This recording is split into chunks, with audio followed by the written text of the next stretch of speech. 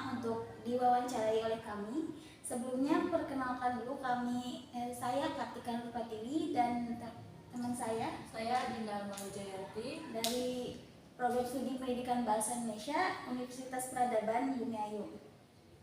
Di sini kami izin untuk mewawancari Ibu. Ya. Sebelumnya boleh Ibu sebutkan gitu biodata terlebih dahulu. Perkenalkan diri ya.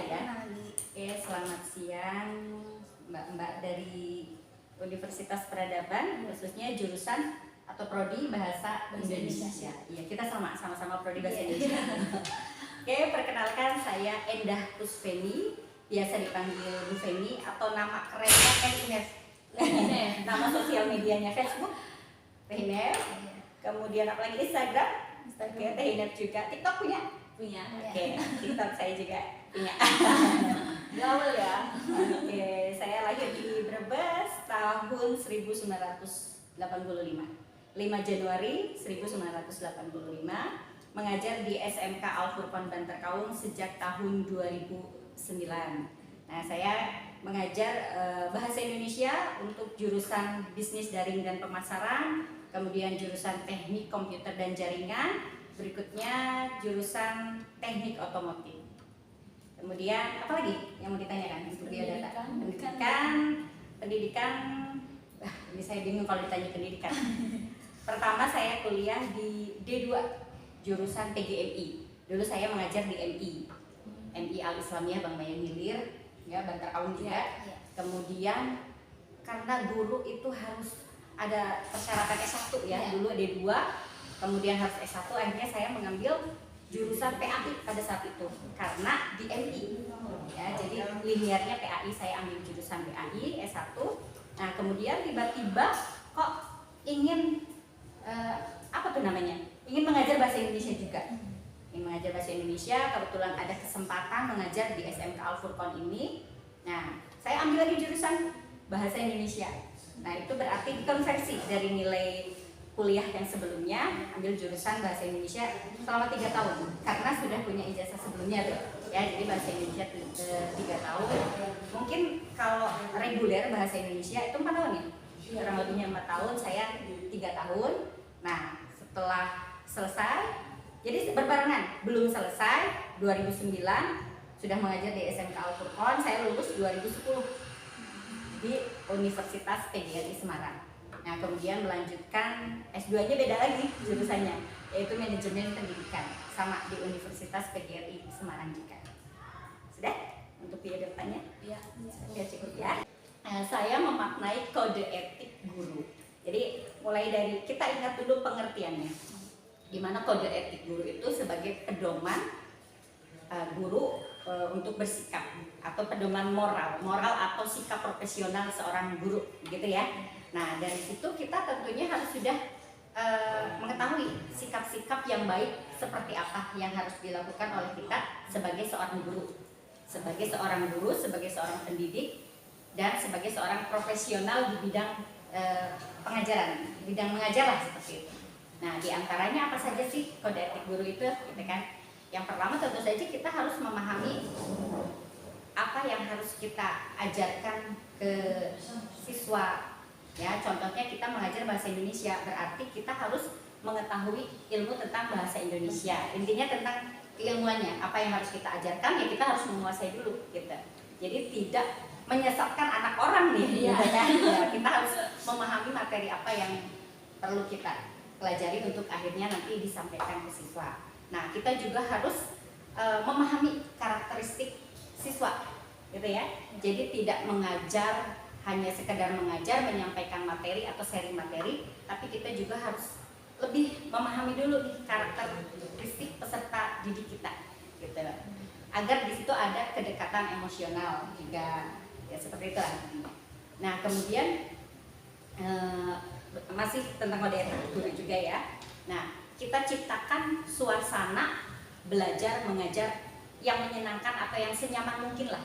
Jadi selain ada kedekatan dengan siswa, kita memahami karakteristik peserta didik, kita tadi juga memahami tentang materi apa yang akan kita bagikan ke siswa. Nah, Saya memaknainya seperti itu. Ya. Selanjutnya ya dia kan dalam kode etik guru itu mengatur sikap dan perilaku seorang guru dalam Ya. menjalankan tugas profesinya. Ya. Menurut Ibu, sikap dan perilaku yang seperti apa yang diatur oleh kode etik guru? Sikap dan perilaku Yang bagaimana yang diatur dalam kode etik guru? Oke. Mungkin ini istilah lama juga ya, guru, digugu, dan ditiru.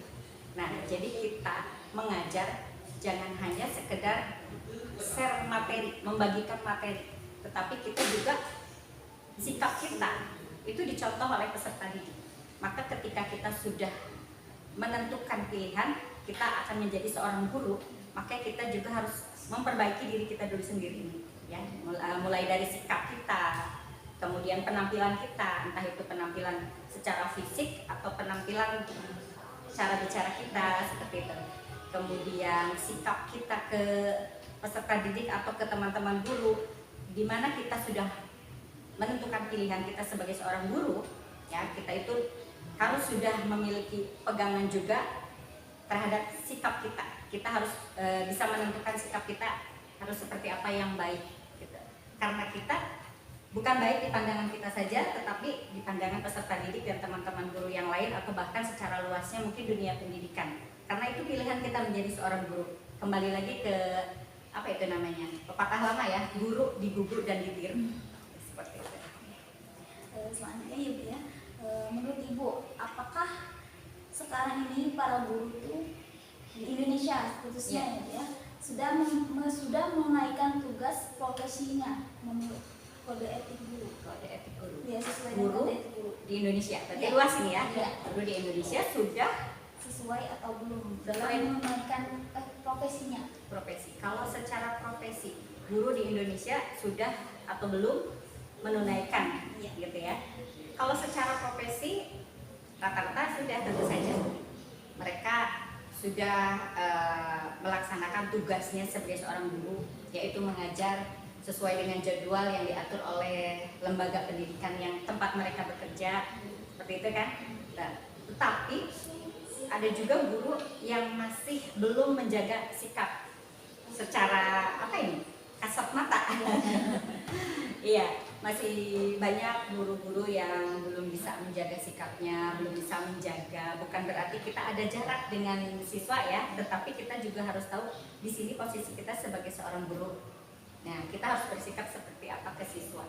Nah, tidak juga kita ada jarak yang terlalu jauh dengan siswa, seolah-olah kita guru berbeda dengan siswa, harus bersikap seperti apa. Kita tetap menjalin kedekatan dengan siswa, ya, kedekatan emosional, karena itu juga penting untuk supaya kita bisa mengajar, materi yang kita sampaikan itu juga bisa diterima dengan siswa. Tentu kita kan harus memahami karakter siswa tadi ya, dan juga harus menjalin kedekatan dengan siswa. Tapi dekatnya itu dekat yang bagaimana, gitu ya, tidak dekat seperti teman, kemudian siswa itu tahu keburukan kita. Nah, nanti akhirnya siswa itu tidak menghargai guru. Nah, bukan berarti guru ingin selalu dihargai ya dalam hal ini, ya, tetapi kita juga harus pandai-pandai lah mengatur gitu, bersikap dengan siswa, dengan teman, seperti itu. Guru itu harus berusaha menghindari kekerasan fisik di luar batas kaidah pendidikan. Itu bagaimana menurut Ibu? Guru harus menghindari kekerasan fisik. kekerasan fisik. Oke. Kalau dengar atau ingat zaman dulu, sikap guru terhadap siswa gitu ya. Siswa ada yang ditempeleng, ada yang ditipu pakai penghapus. Itu seperti hal yang sudah biasa. Guru galak, guru kalau sekarang mungkin killer. Guru killer. Nah, itu dulu seperti hal biasa. Mungkin itu cara mendidik mereka.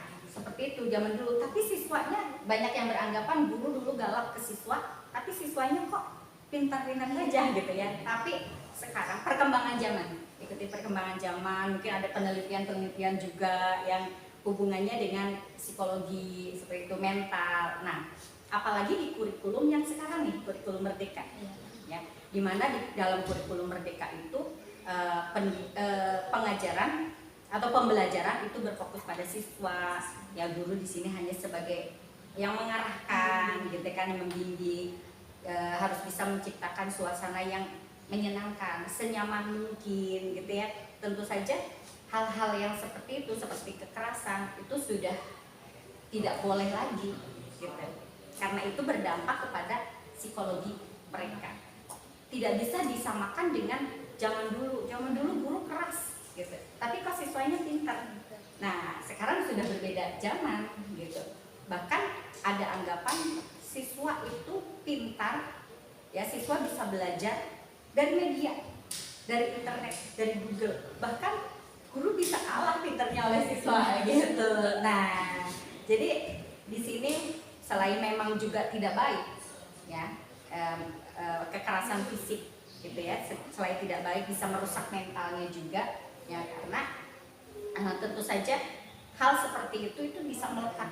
Nanti yang keinget itu bukan malah bukan malah pembelajarannya, materinya, tetapi kekerasan fisiknya itu. Dan itu nanti akan berdampak panjang, lama. Siswa mungkin yang pernah mendapatkan kekerasan fisik oleh gurunya, siapa tahu mereka di masa depannya mereka menjadi guru. Nah, mereka juga akan melakukan hal yang sama nantinya. Nah, ditakutkan seperti itu. Jadi di kurikulum yang sekarang, bahkan kurikulum yang sebelumnya juga memang sudah membatasi atau dilarang kekerasan fisik. Bahkan ada gerakan sekolah menyenangkan gitu ya. Itu termasuk di dalam kurikulum yang sekarang juga. Nah, kebetulan teman saya juga itu ada yang ikut, kalau saya ikut diklat di kurikulum merdekanya ya, khususnya saya di bagian perangkat ajarnya. Nah, itu ada teman saya yang ditugaskan oleh sekolah untuk mengikuti diklat gerakan sekolah menyenangkan. Nah, kemudian dari diklat itu di-share ke kita jadi tahu, seluruh guru jadi tahu bagaimana harus bersikap ke siswa, bagaimana kita menghindari kekerasan fisik. Loh, bagaimana kalau misalkan ada anak yang bandel, katakanlah nakal, bagaimana cara mengatasinya, cara menghukumnya? Kita tetap menerapkan disiplin gitu ya. Konsekuensinya ada tentu saja. Anak yang misalkan yang tidak melakukan pelanggaran dengan anak yang melakukan pelanggaran.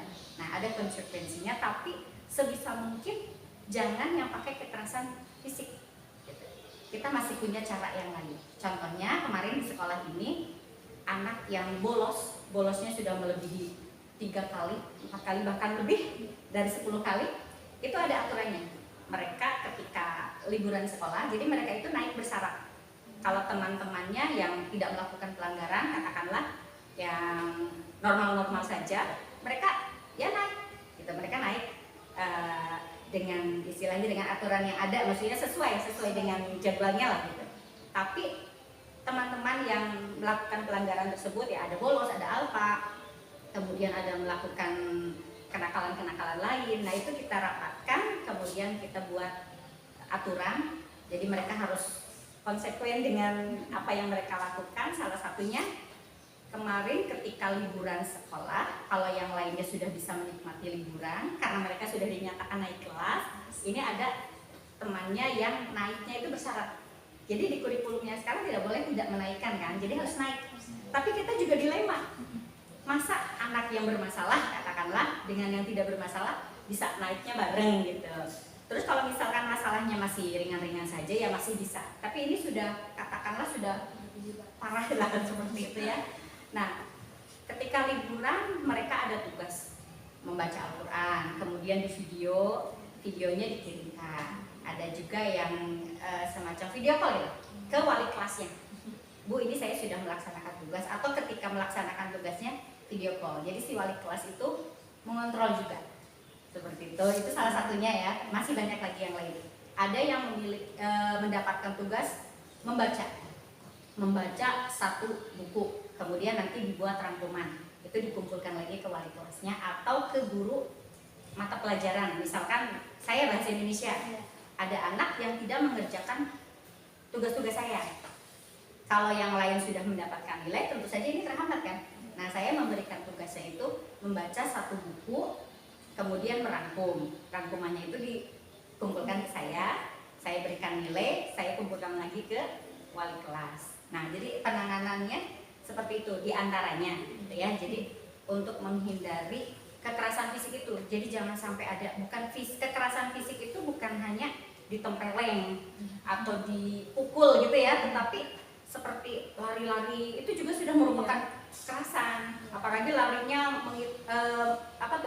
mengitari lapangan 100 kali, wah itu udah merupakan kekerasan juga menurut saya gitu ya, udah merupakan kekerasan juga karena itu bisa melelahkan dan akhirnya nanti kesehatannya terganggu gitu kan. Jadi sebisa mungkin ya diarahkan atau dialihkan ke kegiatan yang tidak ada kekerasan fisiknya seperti itu. Panjang ya. Disingkat aja pertanyaan. Sebenarnya ada yang sama tadi. Ada yang sama? Jawabannya. Selanjutnya, apakah guru itu memiliki peran penting dalam kesuksesan belajar murid? Guru memiliki peran penting terhadap kesuksesan murid. Iya, belajar murid. Termasuk salah satunya. Ya, selain orang tua juga ya, faktor berarti latar belakang keluarga juga ya. Nah, di sini di lembaga pendidikan tentunya ya, guru juga memiliki peranan penting untuk kesuksesan peserta didik tersebut. Kalau menurut saya pribadi, bukan sekedar dari nilai peserta didiknya yang bagus atau tidaknya, rankingnya gitu ya, tetapi justru penanaman moralnya atau basic mentality-nya. Jadi kita menanamkan basic mentality ya, supaya si anak itu siap menghadapi ujian setelah lulus dari sekolahnya, bukan ujian di sekolah saja. Selain guru itu menyiapkan peserta didik ya secara materinya ya, membagikan materi, sharing materi atau mengajar lah. Kemudian sampai akhirnya nanti mempersiapkan peserta didik menghadapi ujian gitu ya, mendapatkan nilai yang maksimal. Selain itu ya, selain itu guru juga harus dapat memberikan motivasi untuk peserta didik itu dapat menjalani kehidupannya justru setelah lulus dari sekolah ini gitu. Apalagi ini SMK ya, di mana sekolah menengah kejuruan itu tentu saja membekali peserta didiknya dengan ilmu-ilmu atau dengan keahlian-keahlian gitu, sesuai dengan bidangnya atau sesuai dengan jurusannya. Nah, di sini kita juga menanamkan itu tadi basic mentality ya, agar peserta didik itu siap menghadapi dunia kerja tentu saja setelah lulus dari SMK ini gitu. Nah, kalau saya sendiri, saya menanamkan ke peserta didik seperti ini. Bukan hanya nilai yang menentukan kesuksesan. Justru menurut penelitian, nilai atau ranking itu urutan ke-30 yang menentukan kesuksesan. Yang paling utama untuk dapat meraih sukses adalah yang pertama itu kejujuran. Jadi menanamkan kejujuran. Kejujuran, kemudian kedisiplinan, diantaranya seperti itu. Justru nilai itu urutan keberapa gitu. Jadi supaya anak-anak yang tidak bisa meraih nilai tinggi jangan kecil hati, tapi jangan juga kita membuat down anak yang sudah mendapatkan nilai tinggi gitu ya. Tetap kita semangati, semuanya kita semangati, semuanya kita beri motivasi gitu. Dan bersama-sama memberikan mindset ya ke peserta didik untuk belajar mencintai risiko. Bacanya risiko ya, tulisannya risiko ya. Iya, risiko gitu. Tapi kita enaknya risiko. Ya, memberikan arahan kepada peserta didik untuk belajar mencintai risiko. Ini kata Bob Sadino katanya. Di balik risiko yang besar, itu juga ada keuntungan yang besar. Jadi biasanya kita ya, anak-anak kita gitu, itu takut dengan resiko. Misalkan mau belajar usaha dagang, resikonya besar, nanti kalau usahanya besar risikonya juga besar, nanti kalau misalkan nggak laku nih dagangnya, bukan keuntungannya tapi modalnya kan besar, tentu saja kerugiannya besar. Nah, kalau kamu ingin mendapatkan untung yang besar, berarti harus siap-siap menanggung risiko yang besar gitu. Kalau misalkan takut dengan risiko tersebut, maka yang kecil-kecil aja misalkan, maka untungnya juga akan kecil gitu kan. Kalau kita takut dengan resiko, maka kita tidak akan meraih sukses yang tinggi gitu, sukses yang maksimal gitu, karena kita takut terus. Nah, jadi Saya selalu menanamkan seperti itu. Jangan takut dengan risiko. Justru kita harus belajar mencintai risiko. Nah, belajar dari Bob Sadino ceritanya. Gitu ya. Kemudian bagaimana Bu kalau misalkan gagal? Nah, gagal itu kan kesuksesan yang tertunda. Gitu. Jadi kalau kita gagal satu kali, kita bangun lagi. Kalau bapak saya seperti ini, jatuh satu kali, bangun 2 kali. Jadi ketika kita jatuh, kita harus bisa lebih bangkit lagi dari sebelum kita jatuh. Jatuh 1 kali, bangun 2 kali. Gitu. Ya diantaranya seperti itu. Selanjutnya juga, seberapa pentingkah hubungan profesionalisme guru dalam belajar mengajar? Seberapa penting profesionalisme guru dalam belajar mengajar murid dengan tingkat belajar murid? Oke.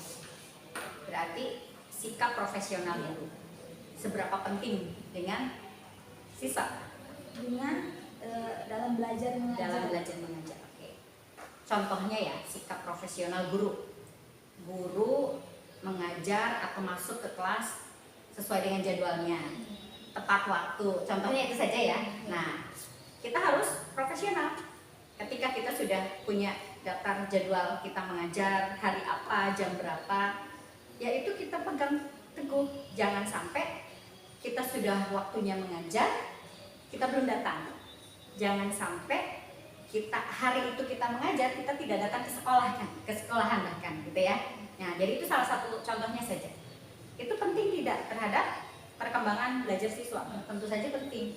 Kalau misalkan kita selalu datang tepat waktu, jamnya mengajar kita ada, tentu saja siswa juga tidak bingung. Oh, ini jamnya Bu Feni nih misalkan, ini pelajarannya Bu Feni, ya mereka siap. Tapi kalau kitanya, guru, sering tidak masuk pada saat jam mengajar, justru siswa juga, ini Bu ini mah sering tidak masuk. Jadi justru mereka ada jajan dulu, keluar dulu. Ketika kita masuk, ternyata siswanya tidak ada sebagian. Nah, jadi pas kita mengajar, siswanya ada sebagian, kita mulai saja mengajar. Yang sebagiannya diajar atau mendapatkan materi, yang sebagiannya tidak. Akhirnya nanti pas pertemuan lagi, mereka tidak paham semua, harus mengulang lagi, ribet kan? Nah, itu jadi pentingnya, contoh pentingnya sikap profesionalisme guru terhadap perkembangan belajar mengajar siswa. Jadi kalau kita profesional, kita tepat waktu, gitu ya, kita mengajar sesuai dengan jadwalnya, peserta didik juga tidak bingung. Setiap kita mengajar, mereka insya Allah ada, karena kita memang selalu ada, gitu. Akhirnya materi yang akan kita bahas, akan kita sampaikan, itu sampai ke siswa secara menyeluruh, gitu. Kecuali mungkin ada yang sakit atau izin, gitu ya. Nah, dengan demikian, akhirnya perkembangan belajar siswa di sekolah atau di kelas khususnya itu tidak terganggu, gitu. Kira-kira seperti itu. Selanjutnya, bagaimana cara mengajar dan ciri guru yang profesional itu seperti apa menurut Ibu? Ciri ya, ciri guru yang profesional. Salah satunya itu tadi contohnya, ya, menaati aturan yang dibuat sekolah, kemudian menaati jadwal yang sudah dibuat mungkin oleh wakaf kurikulum. Pada saatnya mengajar, jamnya mengajar, ada, itu juga merupakan sikap, ya, ciri dari guru yang profesional, gitu. Kemudian ada lagi selain mengajar di kelas, tadi contohnya di kelas terus, mengenai administrasi guru atau perangkat ajar guru. Nah, selain guru juga memiliki tugas mengajar, guru juga memiliki atau mendapatkan tugas membuat perangkat ajar misalkan. Ya kita buat, karena perangkat ajar itu penting. Justru perangkat ajar itu dipersiapkan untuk bahan kita mengajar. Jangan asal kita masuk kelas mengajar tanpa kita merencanakan. Jadi perencanaan juga penting. Ya, kita merencanakan, salah satunya yaitu tadi membuat perangkat ajar. Itu juga merupakan perencanaan guru sebelum mengajar. Nah, kalau sudah direncanakan, alurnya jelas, gitu ya, kita mengajar juga enak, gitu kan. Nah, itu salah satu ciri dari guru yang profesional. Mengajar tepat waktu, kemudian menyiapkan atau merencanakan apa yang akan diajarkan melalui perangkat ajar. Seperti itu. Seorang guru menjalin kerjasama dengan orang tua atau wali dalam menjalankan profesi. Oke. sejauh mana seorang guru menjalin kerjasama dengan orang tua. Ya. Oke. Menjalin kerjasama dengan orang tua itu juga termasuk penting, ya. Apalagi di kurikulum yang sekarang, di mana sebelum kita mengajar, sebelum kita memberikan materi, kita harus tahu dulu, kita harus mengukur dulu kemampuan atau pemahaman peserta didik, gitu ya. Misalkan kita mau mengajarkan materi apa nih? Katakanlah bahasa Indonesia, materi tentang puisi, gitu. Nah, itu ada asesmen diagnostik namanya, di mana asesmen itu dilaksanakan sebelum materi itu disampaikan. Untuk apa? Untuk mengukur kemampuan siswa atau pemahaman siswa terhadap materi yang kita ajarkan, gitu. Nah, asesmen diagnostik itu terbagi dua, ada asesmen diagnostik non kognitif dan asesmen diagnostik kognitif. Kalau kognitif tentu saja pertanyaan-pertanyaan seputar materi yang akan kita ajarkan, sejauh mana pemahaman mereka tentang puisi, gitu. Nah, kalau asesmen non kognitifnya itu berarti di luar pertanyaan-pertanyaan seputar materi itu, berarti latar belakang di luar sekolahnya, termasuk di rumahnya. Nah, seperti kebiasaan di rumah seperti apa, gitu ya. Barangkali anak tersebut memiliki masalah, kita juga perlu tahu masalahnya apa, kita gali di luar sekolah. Nah, tentu saja kalau di luar sekolah kita membutuhkan peranan orang tua. Kita bukan peranan, tetapi kita membutuhkan informasi dari orang tua. Nah, memang sulit diterapkan. Misalkan saya mengajar, tahun ini saya mengajar 10 kelas. Ada TKJ, ada BDP, ada teknik otomotif kelas 11 dan kelas 12, gitu ya. Untuk mengetahui itu semua tentu saja repot kan. Nah, kita juga akhirnya membutuhkan bantuan dari wali kelas. Barangkali wali kelasnya itu sudah memiliki data-data. Anak ini bermasalah, ternyata setelah digali masalahnya dari rumah, dari orang tuanya, atau katakanlah anak tersebut broken. Nah, kita kan punya cara-cara yang lain lah. Kalau kita tidak langsung bisa melakukan hubungan dengan orang tua, kita lewat wali kelasnya dulu. Nah, kalau kebetulan di sini wali kelasnya itu dari kelas 10, 11, 12 itu melanjutkan gitu. Enggak nanti kelas 11-nya ganti. Itu juga dimaksud agar perkembangan peserta didik itu terpantau oleh satu wali kelas itu. Jadi si wali kelas mengetahui perkembangannya dari kelas 10, 11 sampai akhirnya mereka kelas 12 dan lulus, gitu ya. Nah, jadi guru mata pelajaran yang membutuhkan informasi peserta didik A, katakanlah ada di kelas mana, kita cari wali kelasnya dulu. Seperti itu diantaranya caranya. Terakhir ya Bu, ini pertanyaannya. Menurut pandangan Ibu itu bagaimana maksud pernyataan bahwa guru itu bekerja sama secara alif dengan masyarakat untuk meningkatkan prestis dan martabat profesinya? Oke, bagaimana caranya kerjasama dengan masyarakat, gitu ya, dengan lingkungan. Gitu. Lagi-lagi saya contohkan yang ada di sini ya, karena yang dirasakan gitu di sini. Nah, misalkan kita bekerja sama dengan lingkungan sekitar. Nah, sekolah ini berada di tengah-tengah pedesaan ya, perumahan gitu, rumah warga gitu ya. Nah, kebetulan sekolah ini juga tidak memiliki pintu gerbang di sekeliling gitu. Nah, bukan kadang lagi, tapi sering bahkan guru mengajar di suatu kelas, siswanya itu tidak komplit gitu. Ada yang masih keluyuran, ada yang masih jajan, gitu kan? Nah, kerjasama kita dengan masyarakat, misalkan di bagian sebelah timur, di situ ada warga. Nah, oleh bagian humasnya sudah mengunjungi ke warga-warga gitu, titip pesan kalau misalkan ada anak yang nongkrong di sini, minta tolong diingatkan, seperti itu hubungan dengan masyarakatnya. Atau misalkan dengan kantin-kantin yang ada di sekitar sini, kalau sudah waktunya bel masuk, kan kedengaran ya sama kantin-kantin yang di sekitaran sini gitu ya. Jadi tolong diingatkan atau bukan diusir ya, tapi dia apa tuh? Dihimbau suruh masuk ke sekolahnya gitu. Ya seperti itu. Itu juga kita jalin hubungan dengan masyarakat, dengan kantin-kantin. Nah, ini yang kerepotan memang yang jauh. Tapi kita juga tidak kalah akal. Kita di sini ada satpam ya, ada bagian keamanan. Itu yang mencari. Misalkan jadwalnya sholat zuhur berjamaah.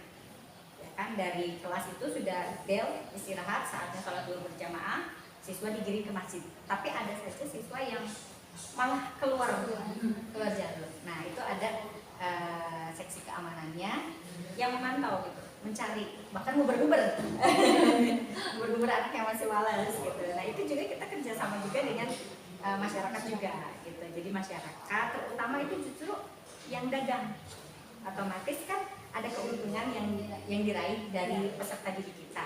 Nah kita juga malah lebih enak ngomongnya, kita minta tolongnya enak gitu. Kalau misalkan kami dari pihak sekolah tetap mengizinkan anak ini di sini kan gitu, setengah macam ya.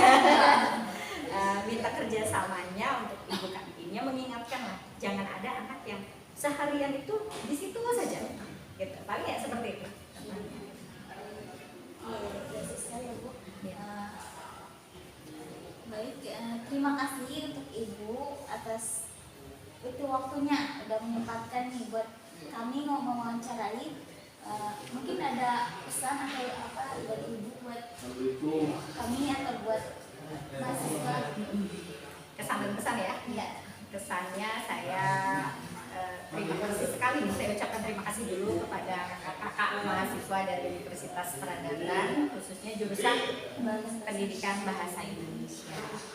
Ya, saya juga setengah kaget karena mendadak dan belum menyiapkan konsep pertanyaannya apa, jawabannya apa. Jadi ini benar-benar yang keluar aja berdasarkan pengalaman di sekolah ini, berdasarkan pengalaman pribadi, berdasarkan pengalaman mengajar dan contoh-contoh yang ada di sekolah ini gitu. Kesan pertama begitu menggoda. Kesannya kaget gitu. Pesannya kepada kakak-kakak ini khususnya tetap semangat, belajar yang rajin sampai menempuh cita-cita. Cita-citanya apa?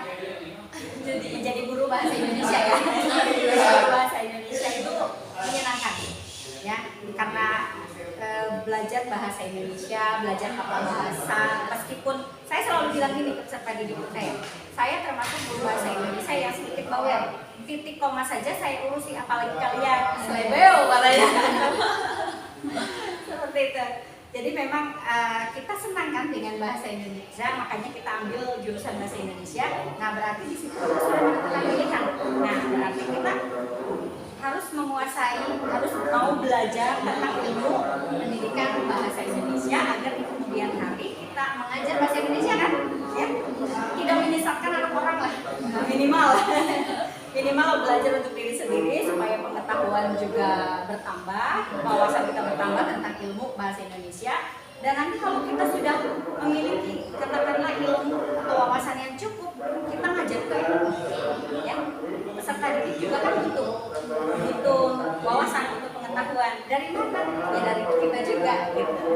Nah, seperti itu. Kemudian apalagi saya mohon maaf apabila mungkin pertanyaan dan jawaban itu ada yang nggak nyambung ya. Ada yang nggak nyambung, disambung-sambungkan aja lah. Intinya tentang kode etik dulu. Sekali lagi, kode etik itu pedoman mengenai sikap atau profesionalisme menjadi seorang guru. Intinya itu kan? Ya, oke, terima kasih. Sekian dari saya. Wassalamualaikum warahmatullahi wabarakatuh. Oke, terima kasih dan mohon maaf apabila kami banyak kesalahannya dan datangnya dadakan gitu. Demikian dari kami. Wassalamualaikum warahmatullahi wabarakatuh.